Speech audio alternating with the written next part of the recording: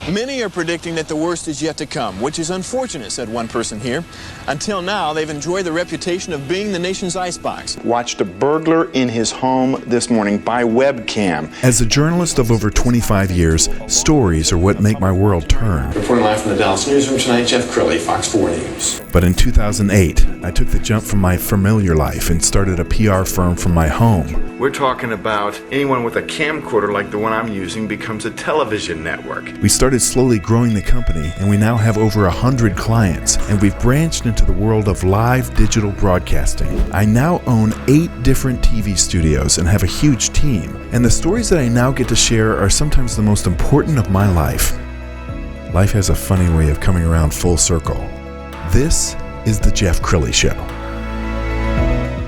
Welcome to my show. Never before have there been so many generations in the workplace, just from the folks right out of college all the way up to the folks my age and older, and they're all working side by side. That can be challenging. But to demystify this, Sherri Elliott-Yeary, she is the generational guru. She's our guest today. Sherri, thanks for being on the show. Thanks for having me, Jeff. And what a great opportunity to be able to do this over Zoom. It's wonderful. Thank you. I know. Very cool. Well, why don't you kind of go through the age groups that are in the workplace today? Yeah, well, and one of the things that I did when I started writing Ties to Tattoos was looking at why do we have this clash? And we really didn't even have back in 2009 any understanding of what generations were. And so what I've realized is it doesn't matter what age we are, everybody just wants to be respected for who they are and the contribution they make. And so if we can do that, we can take away all those clashes that we keep seeing in the workplace and in families, quite honestly, and it's even more evident right now.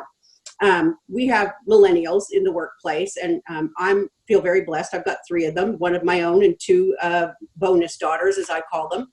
And they are, they're in their 25 to 40 year age. And then we have Gen X, and I'm Gen X, and I am 51. So, but I act more like a baby boomer. So I believe that we have our generational DNA, the year we were born, and then our generational personality. And that's the part about just being who you are naturally and not being stereotyped.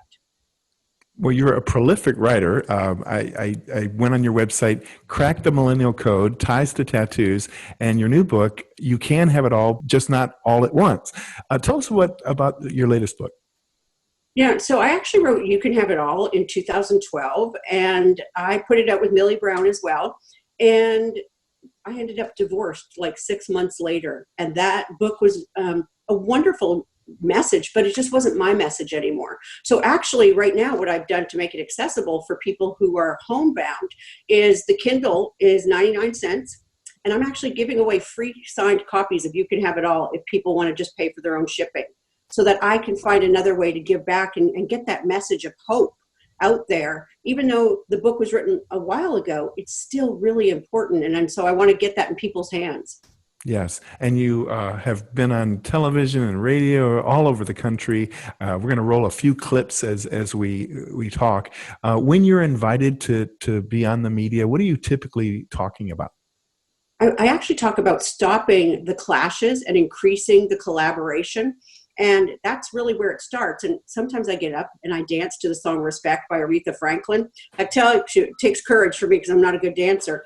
But it really helps set the tone for people to understand, because I'm from Canada. I don't speak Texan all the time, so I have a little different look at even from a cultural perspective. But again, if the common thread is respect, and that's really where I start, because it doesn't matter what age group. My 2 bonus girls are millennials, and they do their own bank account. They pay their bills on time. Well, that's not what we hear sometimes in the media about millennials. And so it's really demystifying all the stereotypes we've had. Are you for hire? I mean, can a company bring you in to do some coaching? Yeah, coaching. And I've done book clubs on Ties to Tattoos, my first generational book. And I did one not that long ago with Lennox because they were here locally in Dallas, and it's great. But I speak now. Majority of my work is now speaking and training on the generations, which is why I wrote 3 new books last year, Crack the Millennial Code. And I really thought I was moving out of that space, Jeff. Honestly, I've been doing this for 12 years in that generations, but we still aren't getting it right about millennials. So I ended up doing 3 books. One is how to market to them. And then the next one's how to manage them. And the third one's how to motivate them. And that third one will come out next month. So Wow. it's really important to me that they are future leaders, that we understand them, and we are the ones to help motivate and mentor them to being the leaders that we need them to be. Amen.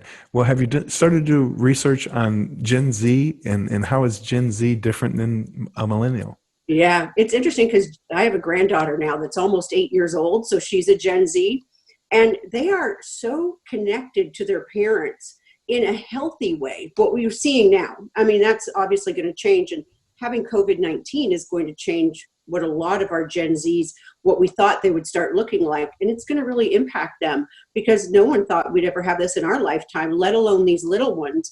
And my granddaughter showed me the other day on her iPad, she goes, look, Grams, she said, I press this button and I can talk to my teacher anytime. You know, it's something that we never would have thought we were going to be faced with. And so it's going to be interesting to see how that generation evolves and comes through this, because they are so young. I heard on TV, one commentator said that children born during this pandemic are going to be called coronials. I don't know if I like that, being named after a pandemic. No, I wouldn't want it either. But yeah, it's just another one. And I honestly thought when Gen Z came out that it would be a very similar generation as millennials, but they're not. And I think it's because people are waiting longer to have babies, and so they're more mature typically, and it's just different. Now, if someone had asked me, I would have waited to have my child until I was like 30 or 40, had my career, because I think you have a different way that you raise your kids. And so a lot of that also depends on when parents are having children. What are some of the big myths that, say, boomers have about millennials? What do they get wrong about millennials? Yeah, it's they are lazy. They don't value work ethic. And they're not willing to put in the time to get to, up the career ladder. Well, millennials aren't looking for a career ladder. They're looking for a lattice framework. And that lattice framework is they grow in different areas. And about every 8 months, you need to be giving them something new and exciting to do. And they're not staying for the paycheck. They want to know that there's some value they're adding to the organization.